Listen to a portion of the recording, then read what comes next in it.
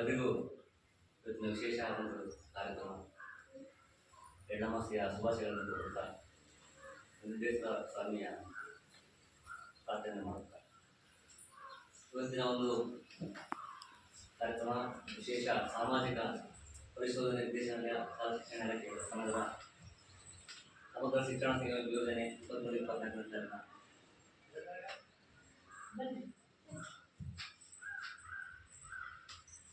ಸಾಮಾಜಿಕ ಪರಿಶೋಧನೆಯ ವಿಶೇಷ ಗ್ರಾಮ ಸಭೆ ಈ ಒಂದು ಕಾರ್ಯಕ್ರಮಕ್ಕೆ ನಮ್ಮ SDMCಯ ಅಧ್ಯಕ್ಷರಾಗಿರ್ತಕ್ಕಂಥ ಶ್ರೀಯುತ ಗಣಪತಿ ಅವರು ಆಗಮಿಸಿದ್ದಾರೆ. ಅವರಿಗೆ ಅದರ ಪರವಾಗಿ ಸ್ವಾಗತವನ್ನು ಬಯಸ್ತಾ ಇದ್ದೇನೆ. ಅದೇ ರೀತಿಯಾಗಿ ನಮ್ಮ ಕರೆಗೆ ಹೋಗ್ಬಿಟ್ಟು ನಮ್ಮ ಗ್ರಾಮ ಪಂಚಾಯತ್ ಸದಸ್ಯರಾಗಿರ್ತಕ್ಕಂಥ ಶ್ರೀಯುತ ರಾಜೇಶ್ ಮೂರ್ತಿ ಅವರು ಆಗಮಿಸಿದ್ದಾರೆ. ಅವರಿಗೂ ಸಹ ಸ್ವಾಗತವನ್ನು ಕೊಡ್ತಾ ಇದ್ದೇನೆ. ಅದೇ ರೀತಿ ನಮ್ಮ ಊರಿನ ಯುವ ಮುಖಂಡರು ಮಾಜಿ SDMC ಅಧ್ಯಕ್ಷರಾಗಿರ್ತಕ್ಕಂಥ ಶ್ರೀಯುತ ಅಶೋಕ್ ಗೌಡರು ಆಗಮಿಸಿದ್ದಾರೆ. ಅವರಿಗೂ ಸಹ ಸ್ವಾಗತವನ್ನು ಬಯಸ್ತಾ ಇದ್ದೇನೆ. ಇವತ್ತಿನ ಸಾಮಾಜಿಕ ಪರಿಶೋಧನಾ ಕಾರ್ಯಕ್ರಮಕ್ಕೆ ವ್ಯವಸ್ಥಾಪಕರಾಗಿ ಆಗಮಿಸಿರ್ತಕ್ಕಂಥ ಶ್ರೀಯುತ ನಾಗೇಶ್ವರ ಅವರಿಗೂ ಸ್ವಾಗತವನ್ನು ಬಯಸ್ತಾ ಇದ್ದೇನೆ. ಕಾರ್ಯಕ್ರಮದ ಸಾಮಾಜಿಕ ಲೆಕ್ಕ ಪರಿಶೋಧಕರಾಗಿ ನಮ್ಮ ಜೊತೆ 2 ದಿನ ಇತ್ತು. ಇವತ್ತು 3ನೇ ದಿನ ಮುಕ್ತಾಯ ಸಮಾರಂಭ ಆಗಿದೆ. 2 ದಿನ ನಮಗೆ ಎಲ್ಲ ಮಾಹಿತಿಯನ್ನು ಕೂಡ ಸಂಗ್ರಹಿಸಿದ್ದಾರೆ. ಅವರು ಸಮಗ್ರ ಮಾಹಿತಿಯನ್ನು ಕೂಡ ಸಭೆಗೆ ಹಂಚಿಕೊಳ್ಳುತ್ತಿದ್ದಾರೆ. ಬೇಂದ್ರ ಪ್ರಸಾದ್ ಅವರಿಗೂ ಸಹ ಸ್ವಾಗತವನ್ನು ಕೊಡ್ತಾರೆ. ನಾಗರಿಕ ಆಗಿರ್ತಕ್ಕಂಥ ಕೊಲ್ಲಗೌಡರು ಕೂಡ ಆಗಮಿಸಿದ್ದಾರೆ. ಅವರಿಗೂ ಸ್ವಾಗತವನ್ನು ಕೊಡ್ತಾರೆ. ಮತ್ತೊಬ್ಬ ಯುವ ಮುಖಂಡರು ಶಾಲೆಯ ಬಗ್ಗೆ ಆಸಕ್ತಿ ಹೊಂದಿರತಕ್ಕಂಥ ಚಂದ್ರಶೇಖರಣ್ಣ ಅವರು ಸಹ ಆಗಮಿಸಿದ್ದಾರೆ. ಅವರಿಗೂ ಸ್ವಾಗತವನ್ನು ಕೊಡ್ತಾರೆ. ರಾಘವೇಂದ್ರ, ಶೋಭಾ ಮೇಡಮ್ ಮತ್ತು ಪೋಷಕರು ಆಗಮಿಸಿದ್ದಾರೆ. ಅವರಿಗೂ ಸಹ ಸ್ವಾಗತವನ್ನು ಬಯಸ್ತಾ ಇದ್ದಾರೆ. ಶಾಲೆಯ ಮಾಜಿ ವಿದ್ಯಾರ್ಥಿಗಳಾಗಿರ್ತಕ್ಕಂಥ ಪ್ರಸಾದ್, ಮಂಜುನಾಥ್ ಮತ್ತು ಪ್ರಜ್ವಲ್ ಅವರು ಆಗಮಿಸಿದ್ದಾರೆ. ಅವರು ಸ್ವಾಗತವನ್ನು ಬಯಸ್ತಾ ಇದ್ದಾರೆ. ನಮ್ಮ ಸಹೋದ್ಯೋಗಿಗಳಾಗಿರ್ತಕ್ಕಂಥ ಶ್ರೀಮತಿ ಜಯಶಾಲ ಮೇಡಮ್ ಹಾಗೂ ಅನುಷಾ ಮೇಡಮ್ ಅವರು ಕೂಡ ಇಲ್ಲಿ ಕಾರ್ಯಕ್ರಮದ ಯಶಸ್ವಿ ಕಾರಣಕರ್ತರಾಗಿದ್ದಾರೆ. ಅವರಿಗೂ ಸ್ವಾಗತವನ್ನು ಬಯಸ್ತಾ ಇದ್ದಾರೆ. ಸಭೆಯನ್ನು ಪ್ರತ್ಯಕ್ಷವಾಗಿ ಪರೋಕ್ಷವಾಗಿ ನಾವು ಎಲ್ಲರೂ ಕೂಡ ಮಾಡಿದ್ದೀವಿ. ಡೈರೆಕ್ಟಾಗಿ ಕಳಿಸಿದ್ವಿ. ಇನ್ನು ಬರುವವರು ಇದ್ದಾರೆ. ಇವತ್ತು ಕಾರ್ಯಕ್ರಮ ದೇವಸ್ಥಾನದಿಂದ ಗೊತ್ತಿದ್ದ ಹೇಳ್ತಿದ್ದಾರೆ. ಅವರು ಬಂದು ಇಲ್ಲಿ ಸೇರ್ಕೊಳ್ಳಿ, ಕಾರ್ಯಕ್ರಮ ಯಶಸ್ವಿ ನಡೆಸ್ಕೊಳ್ಳಿ ಅಂತೇಳಿ ಅವರಿಗೂ ಸಹ ಸ್ವಾಗತವನ್ನು ಬಯಸ್ತಾ ಇದ್ದಾರೆ. ಮಕ್ಕಳು ಸಹ ಈ ಕಾರ್ಯಕ್ರಮದಲ್ಲಿ ಆಸಕ್ತರಾಗಿದ್ದೀರಿ. ಅವರಿಗೂ ಸಹ ಸ್ವಾಗತವನ್ನು ಬಯಸುತ್ತಾ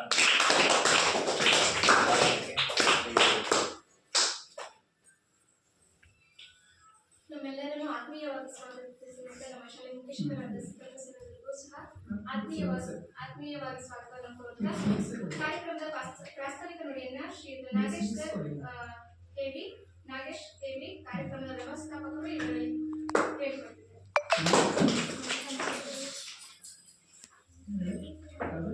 ಎಲ್ಲರಿಗೂ ನಮಸ್ಕಾರ.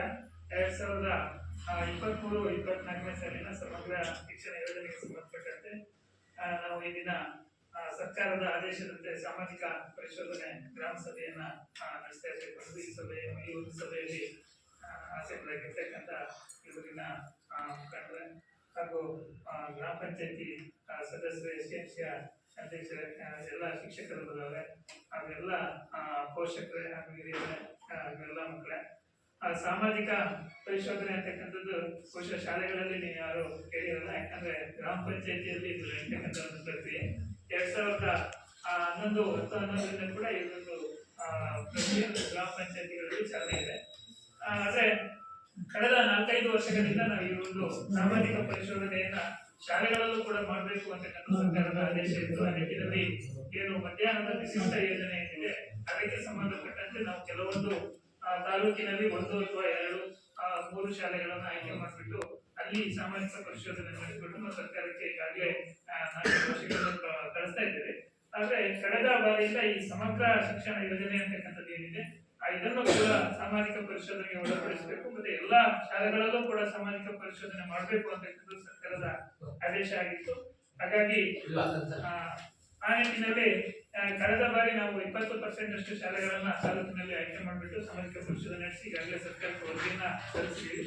ಹಾಗೆ ಈ ಸಾರಿ ಕೂಡ ಒಂದು ಗ್ರಾಮ ಪಂಚಾಯತಿಗೆ 2 ಶಾಲೆಯಂತೆ ಸಾಮಾಜಿಕ ಪರಿಶೋಧನೆಯನ್ನು ನಡೆಸ್ತಾ ಇದ್ದೀವಿ. ಈಗಾಗಲೇ ಅಂತಿಮ ಹಂತದಲ್ಲಿದ್ದೀವಿ. ಇನ್ನೊಂದು 4-5 ಪಂಚಾಯತಿಯಲ್ಲಿ ಇರ್ತಕ್ಕಂಥ ಶಾಲೆಗಳಾದ್ರೆ ಅಲ್ಲಿಗೆ ಈ ಸಾರಿ ಕೂಡ ಸಮಗ್ರ ಶಿಕ್ಷಣ ಯೋಜನೆ ಸಾಮಾಜಿಕ ಪರಿಶೋಧನೆ ಪೂರ್ಣಗೊಳ್ಳುತ್ತೆ. ಹಾಗೆ ಈಗ ಉಳಿದಿರ್ತಕ್ಕಂಥ ಶಾಲೆಗಳನ್ನು ಮುಂದಿನ ವರ್ಷದಲ್ಲಿ ಮತ್ತೆ ಮಾಡಲಿಕ್ಕೆ ನಮಗೆ ಆದೇಶ ಇದೆ, ಹಾಗಾಗಿ ಮಾಡ್ತೀವಿ. ಈ ಸಾಮಾಜಿಕ ಪರಿಶೋಧನೆ ನಡೆಸ್ತಕ್ಕಂಥ ಪ್ರಮುಖ ಉದ್ದೇಶ ಏನು ಅಂತ ಅಂದ್ರೆ, ಸರ್ಕಾರ ಯಾವುದೇ ಒಂದು ಯೋಜನೆಯನ್ನು ಜಾರಿಗೆ ತಂದಾಗ ಆ ಯೋಜನೆ ಏನೆಲ್ಲ ಉದ್ದೇಶವನ್ನು ಇಟ್ಕೊಂಡು ಜಾರಿಗೆ ತಂದಿರುತ್ತೆ, ಆ ಉದ್ದೇಶ ಈಡೇರಿಕೆ ಆಗ್ತಾ ಇದೆಯಲ್ಲ ಇಲ್ಲ ಅಂತಕ್ಕಂಥದನ್ನ ತಳಮಟ್ಟದಲ್ಲಿ ನಾವು ಪರಿಶೀಲನೆ ಮಾಡಿ ಸರ್ಕಾರಕ್ಕೆ ವಾಸ್ತವಾಂಶದ ವರದಿಯನ್ನು ಕೊಡ್ತಕ್ಕಂಥ ಈ ಒಂದು ಸಾಮಾಜಿಕ ಪರಿಶೋಧನೆ ಸಮಾಜದ ಮಧ್ಯದಲ್ಲಿ ನಡೆಸ್ತಕ್ಕಂಥದ್ದು. ನೀವು ನೋಡಿರ್ಬೋದು, ಬೇರೆಲ್ಲ ಆಡಿಟ್ಗಳನ್ನ ನಾವು ಇಂಟರ್ನಲ್ ಆಗಿ ಮಾಡ್ತೀವಿ, ದಾಖಲೆಗಳನ್ನ ಪರಿಶೀಲನೆ ಮಾಡ್ತೀವಿ, ಸರ್ಕಾರಕ್ಕೆ ವರದಿಯನ್ನ ಸಲ್ಲಿಸ್ತೀವಿ. ಆದ್ರೆ ಸಾಮಾಜಿಕ ಪರಿಶೋಧನೆ ಅಂತಕ್ಕಂಥದ್ದು ಇದು ವಿಭಿನ್ನ ಪ್ರಕ್ರಿಯೆ ಆಗಿರ್ತಕ್ಕಂಥದ್ದು. ದಾಖಲಾತಿಗಳನ್ನ ನೋಡೋದ್ರ ಜೊತೆಗೆ ಮತ್ತೆ ಈಗಿನ ಭೌತಿಕ ಪರಿಶೀಲನೆಯನ್ನು ನಡೆಸೋದು, ಮತ್ತೆ ಫಲಾನುಭವಿಗಳೇನಿರ್ತಾರೆ ಫಲಾನುಭವಿಗಳಿಗೆ ಆ ಯೋಜನೆ ತಲುಪಿರುವ ಬಗ್ಗೆ ನಾವು ಖಾತ್ರಿಪಡಿಸಿಕೊಂಡು ಸಮಾಜದೊಂದಿಗೆ ಚರ್ಚಿಸಿ ನಾವು ವರದಿಯನ್ನ ಸಲ್ಲಿಸ್ತಕ್ಕಂಥದ್ದು ಇರ್ತಕ್ಕಂಥದ್ದು. ಈ ಸಮಗ್ರ ಶಿಕ್ಷಣ ಯೋಜನೆ ಅಂತಕ್ಕಂಥದ್ದು 2018-19ರಲ್ಲಿ ಜಾರಿಗೆ ಬಂದಿರತಕ್ಕಂಥ ಒಂದು ಯೋಜನೆ. ಇದಕ್ಕೆ ಪೂರ್ವದಲ್ಲಿ ಸರ್ವ ಶಿಕ್ಷಾ ಅಭಿಯಾನ ಅಂತಕ್ಕಂಥದ್ದಿತ್ತು, ಮಾಧ್ಯಮಿಕ ಶಿಕ್ಷಣ ಅಭಿಯಾನ ಮತ್ತೆ ಶಿಕ್ಷಕರ ಶಿಕ್ಷಣ, ಈ ಬೇರೆ ಯೋಜನೆಗಳನ್ನು ಒಟ್ಟುಗೂಡಿಸ್ಬಿಟ್ಟು ಈ ಸಮಗ್ರ ಶಿಕ್ಷಣ ಯೋಜನೆಯನ್ನು ಸರ್ಕಾರ ಜಾರಿಗೆ ತಂದಿರತಕ್ಕಂಥದ್ದು. ಉದ್ದೇಶ ಇಷ್ಟೇ, ಈ ಒಂದು ಶಾಲಾ ವ್ಯಾಪ್ತಿಯಲ್ಲಿ ಯಾವುದೇ ಮಗು ಕಲಿಕೆಯಿಂದ ಹೊರಬಿಡಬಾರ್ದು. ಯಾರಾದ್ರೂ ಮಕ್ಕಳು ಶಾಲೆಯಿಂದ ಕಲಿಕೆಯಿಂದ ಹೊರಬಿಟ್ಟಿದ್ರೆ ಅವ್ರನ್ನ ಶಾಲೆಗೆ ಕರ್ತರಬೇಕು ಅಂತಕ್ಕಂಥದ್ದು. ಹಾಗೆ 1ನೇ ತರಗತಿಯಿಂದ 12ನೇ ತರಗತಿಯವರೆಗೆ ಉಚಿತ ಮತ್ತೆ ಕಡ್ಡಾಯ ಶಿಕ್ಷಣವನ್ನ ನೀಡಬೇಕು ಅಂತಕ್ಕಂಥದ್ದು. ಹಾಗೆ ವಿಶೇಷಚೇತನ ಮಕ್ಕಳು ಏನಾಗಿ ಶಾಲಾ ವ್ಯಾಪ್ತಿಯಲ್ಲಿದ್ದರೆ ಅವರಿಗೂ ಕೂಡ ಶಿಕ್ಷಣವನ್ನು ನೀಡಬೇಕು. ಅದು ಶಾಲೆಗೆ ಬರುವ ಹಾಗಿದ್ರೆ ಅವರಿಗೆ ಶಾಲೆಯಲ್ಲಿ ವಿಶೇಷಚೇತನ ಮಕ್ಕಳಿಗೆ ಎಲ್ಲ ಸೌಲಭ್ಯಗಳನ್ನು ನೀಡಬೇಕು, ಅದೆಲ್ಲವನ್ನು ಕೊಟ್ಟು ಮತ್ತೆ ಶಿಕ್ಷಣವನ್ನು ನೀಡಬೇಕು. ಒಂದು ವೇಳೆ ಬರಲಿಕ್ಕೆ ಸಾಧ್ಯ ಆಗಿರ್ತಕ್ಕಂಥ ಮಕ್ಕಳಿದ್ದು ಅವರಿಗೆ ಆಧಾರಿತ ಶಿಕ್ಷಣವನ್ನು ನೀಡಬೇಕು ಅಂತಕ್ಕಂಥದ್ದಿದೆ. ಹಾಗೆ ಸಮಾನ ಶಿಕ್ಷಣವನ್ನು ನೀಡತಕ್ಕಂಥದ್ದು, ಎಲ್ಲ ಗಂಡು ಮಕ್ಕಳು ಅಥವಾ ಹೆಣ್ಣು ಮಕ್ಕಳಿಂದ ಭೇದ ಭಾವ ಮಾಡದೆ ಮತ್ತೆ ಜಾತಿ ಭೇದ ಭಾವ ಮಾಡದೆ ಎಲ್ಲರಿಗೂ ಕೂಡ ಸಮಾನವಾದಂಥ ಶಿಕ್ಷಣವನ್ನು ನೀಡಬೇಕು ಅಂತಕ್ಕಂಥದ್ದು. ಹಾಗೆ ಶಿಕ್ಷಕರಿಗೂ ಕೂಡ ತರಬೇತಿಯನ್ನು ನೀಡೋದ್ರ ಮುಖಾಂತರ ಅವರಿಗೆ ಕಾರ್ಯ ಸಮಿತಿಯನ್ನು ಉತ್ತಮವಾಗಿರ್ತಕ್ಕಂಥದ್ದು ಈ ಒಂದು ಸಮಗ್ರ ಶಿಕ್ಷಣ ಯೋಜನೆಯಲ್ಲಿ ಬಂದಿರತಕ್ಕಂಥ. ಈ ಸಮಗ್ರ ಶಿಕ್ಷಣ ಯೋಜನೆಗೆ ಸಂಬಂಧಪಟ್ಟಂತೆ ನಮಗೆ ಸರ್ಕಾರದಿಂದ ಒಟ್ಟು 134 ಅಂಶಗಳ ಕುರಿತಂತೆ ಒಂದು ವರದಿಯನ್ನ ಕೇಳಿರ್ತಕ್ಕಂಥದ್ದು. ಅದರಲ್ಲಿ ನಾವು ಸಾಮಾಜಿಕ ಪರಿಶೋಧನೆ ನಡೆಸ್ತಕ್ಕಂಥದ್ದು ಏನಿದೆ ಅಂತಂದ್ರೆ, ಏನು ಮಕ್ಕಳಿಗೆ ಉಚಿತವಾಗಿ ಪಠ್ಯ ಪುಸ್ತಕ ಇರ್ಬೋದು, ಸಮವಸ್ತ್ರ ಇರ್ಬೋದು, ಸೂಸಾಕ್ಷಿ ಇರ್ಬೋದು, ಅದೆಲ್ಲವೂ ಕೂಡ ಸಮರ್ಪಕವಾಗಿ ಅವರಿಗೆ ತಲುಪಿದೆಯಾ ಇಲ್ಲ ಅಂತಕ್ಕಂಥದನ್ನ ನಾವು ಕೊಡ್ತಕ್ಕಂಥದ್ದಿದೆ. ಹಾಗೆ ಶಿಕ್ಷಕರ ಕಾರ್ಯನಿರ್ವಹಣೆ ಬಗ್ಗೆ, ಶಿಕ್ಷಕರು ಏನು ಅವರು ನಿಗದಿತ ಕಾಲಾವಧಿಯಲ್ಲಿ ಅವರು ಏನು ಪಾಠ ಪ್ರವಚನವನ್ನು ತೊಡುತ್ತಾರೆ ಅಲ್ಲ ಅವರ ಬಗ್ಗೆ ಸಮಾಜದ ಅಭಿಪ್ರಾಯ ಏನಿದೆ ಅಂತಕ್ಕಂಥದ್ದನ್ನು ನಾವು ತಿಳ್ಕೊಳ್ತಕ್ಕಂಥದ್ದು. ಹಾಗೆ ಮಕ್ಕಳೊಂದಿಗೆ ಸಂದರ್ಶನವನ್ನು ಮಾಡ್ತಕ್ಕಂಥದ್ದು, ಮಕ್ಕಳು ಹೇಗೆ ಇಲ್ಲಿ ಪಾಠ ಪ್ರವಚನದಲ್ಲಿ ಅವರು ಇದರಲ್ಲಿ ತೊಡಗ್ತಾ ಇದ್ದಾರೆ, ಶಿಕ್ಷಣವನ್ನು ಪಡಿತಾ ಇದ್ದಾರೆ ಅಂತಕ್ಕಂಥದ್ದನ್ನು ಅವರಿಂದ ನಾವು ಮಾಹಿತಿಯನ್ನು ತೆಗೆದುಕೊಳ್ತಕ್ಕಂಥದ್ದಿದೆ.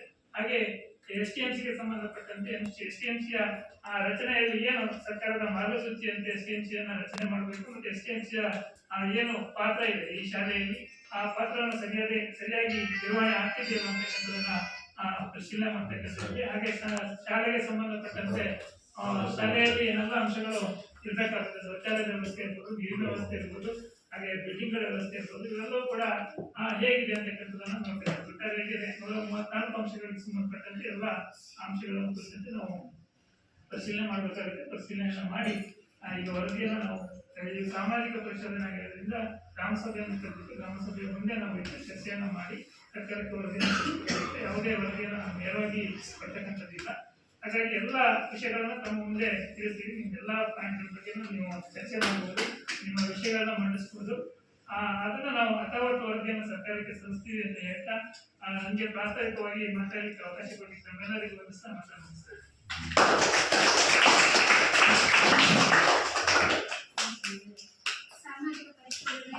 ಎಲ್ಲ ಮಾಡಿದ್ರಲ್ಲ, ನೀರು ಪಾವತಿ ಮಾಡಿದ್ದೀವಿ.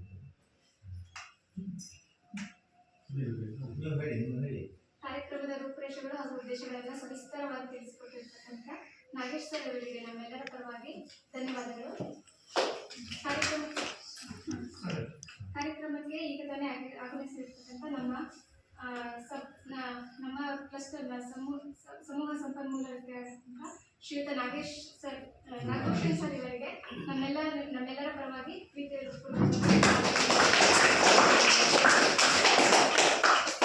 2 ದಿನಗಳಿಂದ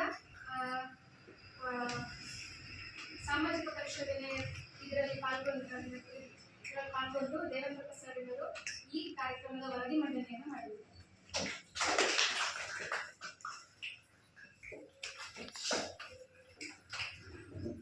ಎಲ್ಲರಿಗೂ ನಮಸ್ಕಾರ. ಸಮಗ್ರ ಶಿಕ್ಷಣ ಯೋಜನೆ ಅಂತ ಹೇಳಿದ್ರೆ ಸಮಗ್ರವಾಗಿರ್ತಕ್ಕಂಥ ಮಗುವಿಗೆ ಶಿಕ್ಷಣವನ್ನು ನೀಡ್ತಕ್ಕಂಥ ಪ್ರಮುಖವಾಗಿರ್ತಕ್ಕಂಥ ಉದ್ದೇಶ.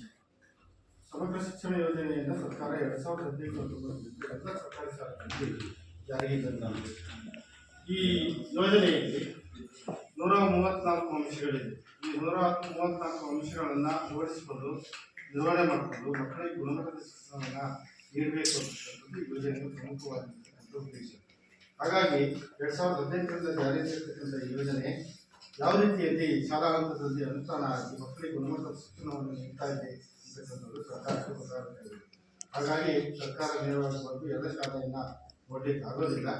ಹಾಗಾಗಿ ಸಾಮಾಜಿಕ ಪರಿಶೋಧನೆ ಒಂದು ಪ್ರಕ್ರಿಯೆಯ ಮೂಲಕ ಶಾಲೆಯನ್ನು ಪರಿಶೀಲನೆ ನಡೆಸಿ ಆ ಎಲ್ಲ ಅಂಶಗಳನ್ನು ವಾಸ್ತವಾಂಶವಾಗಿ ಅಲ್ಲಿ ಪರಿಶೀಲನೆ ಮಾಡಿ ಅದರ ಅಂಶಗಳನ್ನು ಸರ್ಕಾರದ ಗಮನಕ್ಕೆ ತರ್ತಕ್ಕಂಥ ಒಂದು ಪ್ರಕ್ರಿಯೆಯಾಗಿದೆ. ಹಾಗಾಗಿ ಸರ್ಕಾರದ ಆದೇಶದಂತೆ ಯೋಜನೆಯ ಮಾರ್ಗಸೂಚಿ ಪ್ರಕಾರ ಸರ್ಕಾರದ ವೇಳಾಪಟ್ಟಿಯಂತೆ ಈ ಸಾಮಾಜಿಕ ಪರಿಶೋಧನೆಯನ್ನು ನಿಮ್ಮ ಶಾಲೆಯಲ್ಲಿ ಕಳೆದ 2 ದಿನಗಳಿಂದ ನಾವು ಮಾಡಿದ್ದೇವೆ. ಅದರಲ್ಲಿ ಏನೇನು ಅಂಶಗಳು ಕಂಡುಬಂದಿದೆ ಅಂತಕ್ಕಂಥದ್ದನ್ನು ಸಭೆಯನ್ನು ನಿರ್ವಹಿಸ್ತಾ ಇದ್ದೇನೆ. 2023-24ನೇ ಸಾಲಿನಲ್ಲಿ ಇಲ್ಲಿ ವಿದ್ಯಾರ್ಥಿಗಳು 41 ವಿದ್ಯಾರ್ಥಿಗಳು ಕಲಿಕೆಯನ್ನು ಮಾಡ್ತಾ ಇದ್ರು.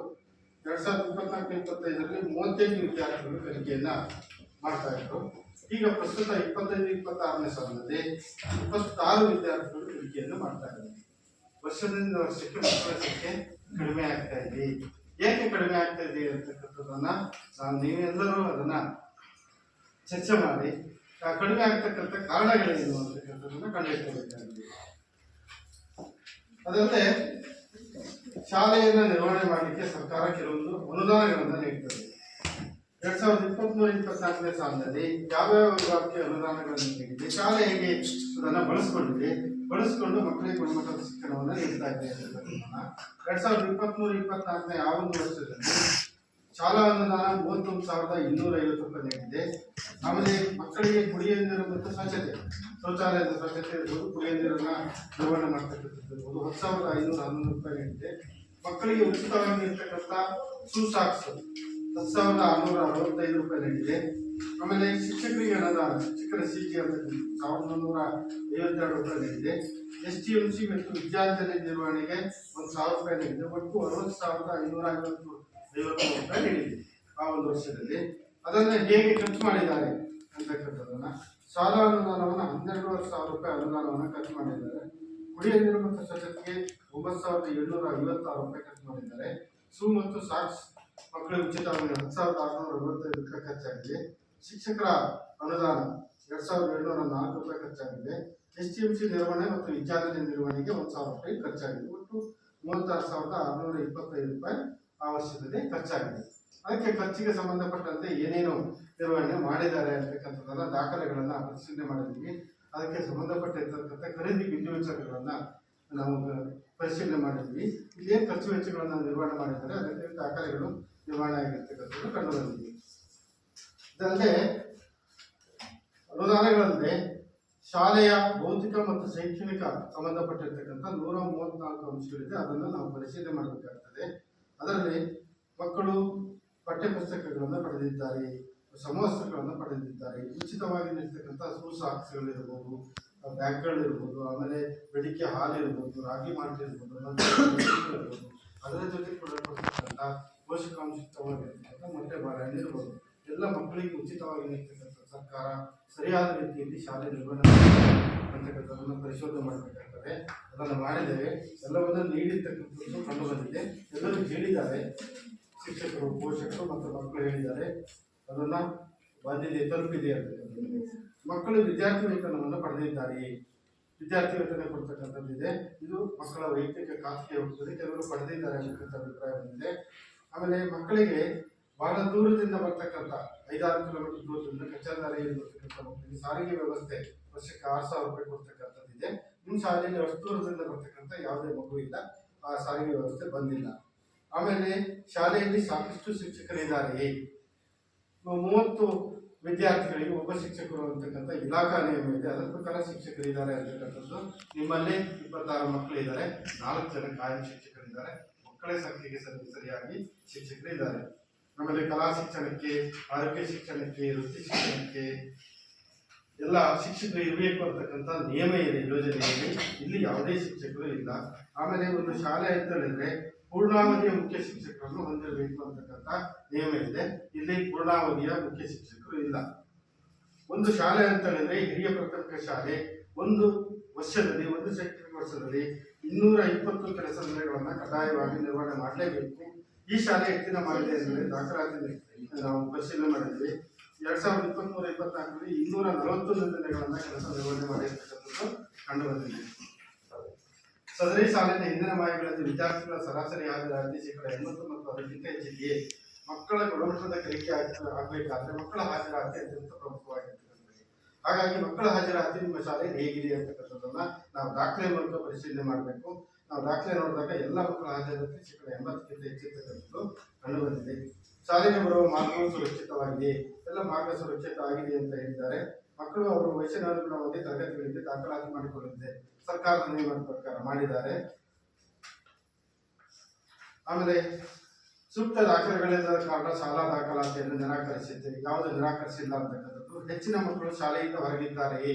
ಪ್ರಾಥಮಿಕ ಶಾಲಾ ಹಂತದ ಆ ವಯಸ್ಸಿನ ಮಕ್ಕಳು ಏನಾದರೂ ಶಾಲೆಯ ಕಲಿಕೆಯಿಂದ ಹೊರಗಿದ್ದಾರೆ? ಯಾವುದು ಇಲ್ಲ ಅಂತಕ್ಕಂಥ ಅಭಿಪ್ರಾಯ ಇದೆ. ಶಾಲೆಗೆ ದಾಖಲಾಗಿದ ನಂತರ ಹೊರಗುಳಿದ ಮಕ್ಕಳ ಸಂಖ್ಯೆ ಏನಾರ ಇದೆಯಾ? ಈ ಶಾಲೆಯ ವ್ಯಾಪ್ತಿಯಲ್ಲಿ ಯಾವುದೇ ಮಗು ಇಲ್ಲ. ದುರ್ಬಲ ವರ್ಗದ ಮಕ್ಕಳಿಗೆ ಏನಾದರೂ ತಾರತಮ್ಯವನ್ನು ಮಾಡಲಾಗ್ತಿದೆಯೇ? ಎಲ್ಲರಿಗೆ ಸಮನಾಗಿರ್ತಕ್ಕಂಥ ಉಚಿತವಾಗಿರ್ತಕ್ಕಂಥ ಶಿಕ್ಷಣ ಇದು ಯೋಜನೆಯ ಉದ್ದೇಶ. ಇಲ್ಲಿ ಆ ರೀತಿಯಾಗಿರ್ತಕ್ಕಂಥದ್ದು ಇಲ್ಲ ಅಂತಕ್ಕಂಥ ಅಭಿಪ್ರಾಯ ಬಂದಿದೆ. ಮಕ್ಕಳಿಗೆ ದೈಹಿಕ ಶಿಕ್ಷೆಯನ್ನು ನೀಡಲಾಗ್ತಿದೆಯಾ? ತರಗತಿ ಕೊಠಡಿಯಿಂದಾಗಲಿ ಶಾಲಾ ಪರಿಸರದಲ್ಲಾಗಲಿ ಶಿಕ್ಷಕರಿಂದ ಏನಾದರೂ ರೀತಿಯಾಗಿರ್ತಕ್ಕಂಥ ದೈಹಿಕ ಕಠಿಣತರವಾಗಿರ್ತಕ್ಕಂಥ ದೈಹಿಕ ಶಿಕ್ಷೆಯನ್ನು ನೀಡುವಂತಿಲ್ಲ. ಅದು ನಿಯಮ. ಆ ರೀತಿಯಾಗಿರ್ತಕ್ಕಂಥದ್ದು ಇಲ್ಲ ಅಂತಂದಿದೆ. ಮಕ್ಕಳನ್ನು ಮಾನಸಿಕ ಕಿರುಕುಳಕ್ಕೆ ಒಳಪಡಿಸಲಾಗ್ತಿದೆ, ಮಕ್ಕಳನ್ನು ಲೈಂಗಿಕ ಕಿರುಕುಳಕ್ಕೆ ಒಳಪಡಿಸಲಾಗ್ತಿದೆ. ಈ ರೀತಿಯಾಗಿರ್ತಕ್ಕಂಥ ಪ್ರಕರಣಗಳು ಆಗಿರ್ತಕ್ಕಂಥದ್ದು ನಾವು ಬೇರೆ ಬೇರೆ ಪ್ರದೇಶಗಳಲ್ಲಿ ನಾವು ಮಾಧ್ಯಮಗಳ ಮೂಲಕ ಪತ್ರಿಕೆಗಳ ಮೂಲಕ ನಾವು ಕೇಳಿದ್ದೇವೆ, ತಿಳ್ಕೊಂಡಿದ್ದೇವೆ. ಆ ರೀತಿಯಾಗಿರ್ತಕ್ಕಂಥ ಪ್ರಕರಣ ನಿಮ್ಮ ಶಾಲೆಯಲ್ಲಿ ಇದೆಯಾ ಅಂತಕ್ಕಂಥದ್ದನ್ನ ನಾವು ಎಲ್ಲರನ್ನ ನಾವು ಪರಿಶೀಲನೆ ಒಳಪಡಿಸಿದ್ವಿ. ಇಲ್ಲ ಅಂತಕ್ಕಂಥದ್ದು ಅಭಿಪ್ರಾಯ ಬಂದಿದೆ. ಆಮೇಲೆ ಎಲ್ಲ ಅಪೇಕ್ಷಣೀಯ ಮಕ್ಕಳಿಗೆ ವರ್ಗಾವಣೆ ಪ್ರಮಾಣ ಪತ್ರಗಳನ್ನು ನೀಡಲಾಗ್ತಾ ಇದೆ. ವಿಶೇಷ ಅಗತ್ಯಗಳ ಮಕ್ಕಳನ್ನು ಗುರುತಿಸಿ ಮೌಲ್ಯಾಂಕನ ಮಾಡಲಾಗಿದೆ. ವಿಶೇಷ ಅಗತ್ಯಗಳನ್ನು ಅಂಗವಿಕಲ ಸಂಬಂಧಪಟ್ಟಿರ್ತಕ್ಕಂಥ ಮಕ್ಕಳು ಅದರಲ್ಲಿ ಒಂದು ಮಗುವಿಗೆ ಆಕಾಶ ವಿಜಿ ಅಂತಕ್ಕಂಥದ್ದು 7ನೇ ತರಗತಿ. ಇದು ಗೃಹಧಾರಿತ ಮಗು, ಹೋಮ್ ಬೇಸ್ಡ್. ಶಾಲೆಗೆ ಬರಲಿಕ್ಕಾಗುತ್ತಿಲ್ಲ, ಶಾಲೆಗೆ ದಾಖಲಾಗಿದೆ. ಅದಕ್ಕೆ ಸಂಬಂಧಪಟ್ಟಿರ್ತಕ್ಕಂಥ ದಾಖಲಾಗಿದ್ದರೆ ಅದಕ್ಕೆ ಸಂಬಂಧಪಟ್ಟಿರ್ತಕ್ಕಂಥ ಸರ್ಕಾರದಿಂದ ಉಚಿತವಾಗಿ ಏನೇನು ವ್ಯವಸ್ಥೆಗಳು ಬರ್ತದೆ ಅದನ್ನೆಲ್ಲ ಆ ಮಗುವಿಗೆ ತಲುಪಿಸಬೇಕಾಗ್ತದೆ. ಇಲ್ಲಿ ತಲುಪ್ತಾ ಇದೀವಿ ಅಂತಕ್ಕಂಥ ಅಭಿಪ್ರಾಯವನ್ನ ಹೇಳಿದ್ದಾರೆ. ಇಲ್ಲಿ ವಿಶೇಷ ಅಗತ್ಯಗಳ ಮಕ್ಕಳಿಗೆ ಸಾಧನ ಸಲಕರಣೆಗಳು ಏನಾದರೂ ವಿಶೇಷ ಭತ್ಯೆಗಳೇನ ಬಂದಿದ್ದರೆ ನೀಡಬೇಕು ಅಂತಕ್ಕಂಥದ್ದಿದೆ. ಅದು ಯಾವುದೂ ಬಂದಿಲ್ಲ ಅಂತಕ್ಕಂಥ. ಆಮೇಲೆ ಗೃಹಧಾರಿತ ಮಗುವಿಗೆ ಒಂದು ವಿಶೇಷವಾಗಿರ್ತಕ್ಕಂಥ ಅವರ ಮನೆಗೆ ಹೋಗಿ ಶಿಕ್ಷಣವನ್ನು ನೀಡ್ತಕ್ಕಂಥ ಒಂದು ಶಿಕ್ಷಕರ ನೇಮಕಾತಿ ತಾಲೂಕು ಹಂತದಲ್ಲಿ ಇರ್ತದೆ. ಅವರು ಹೋಗಿ ಅವರ ಮನೆಗೆ ಅವರ ಬುದ್ಧಿಮತ್ತಿಗೆ ಸರಿಯಾಗಿ ಶಿಕ್ಷಣವನ್ನು ನೀಡಬೇಕಾಗ್ತದೆ. ಯಾವುದೇ ಶಿಕ್ಷಕರು ಬರೋದಿಲ್ಲ ಅಂತಕ್ಕಂಥ ಅಭಿಪ್ರಾಯವನ್ನ ಹೇಳಿದ್ದಾರೆ ಇಲ್ಲಿ. ಆಮೇಲೆ ಒಂದು ಶಾಲೆ ಅಂತಂದ್ರೆ ಗುಣಮಟ್ಟದ ಶಿಕ್ಷಣ ಮಕ್ಕಳಿಗೆ ದೊರೆಯಬೇಕಾದ್ರೆ ಶಾಲಾ ಪರಿಸರ ಉತ್ತಮವಾಗಿರಬೇಕು. ಅಂದ್ರೆ ಉತ್ತಮವಾಗಿರ್ತಕ್ಕಂಥ ಶಾಲಾ ಕಟ್ಟಡಗಳಿರಬೇಕು ಮತ್ತು ಉತ್ತಮವಾಗಿರ್ತಕ್ಕಂಥ ತರಗತಿ ಕೊಠಡಿ ಇರಬೇಕು ಮತ್ತು ಪಾಠೋಪಕರಣಗಳು ಪೀಠೋಪಕರಣಗಳು ಇರಬೇಕು ಅಂತಕ್ಕಂಥದ್ದು ಒಂದು ನಿಯಮ ಇದೆ. ಆಗಿರಬೇಕು, ಆಗ ಗುಣಮಟ್ಟದ ಶಿಕ್ಷಣ ದೊರೆಯುತ್ತದೆ ಅಂತಕ್ಕಂಥದ್ದು. ಇಲ್ಲಿ ನೋಡಿದ್ರೆ 4 ತರಗತಿ ಕೊಠಡಿ ಇದೆ. ಆ 4 ತರಗತಿ ಕೊಠಡಿಗಳಲ್ಲಿ ಒಂದು ಕಚೇರಿ ಇದೆ. ಉಳಿದಿರ್ತಕ್ಕಂಥದ್ದು 3 ತರಗತಿ ಕೊಠಡಿ. ಆ 3 ತರಗತಿ ಕೊಠಡಿಯಲ್ಲಿ ಒಂದು ಕೊಠಡಿ ಸಂಪೂರ್ಣವಾಗಿ ಶಿಥಿಲ ಆಗಿದೆ. ಅದು ಮೇಲ್ಛಾವಣಿ ಎಲ್ಲ ಶಿಥಿಲ ಆಗಿಬಿಟ್ಟಿದೆ.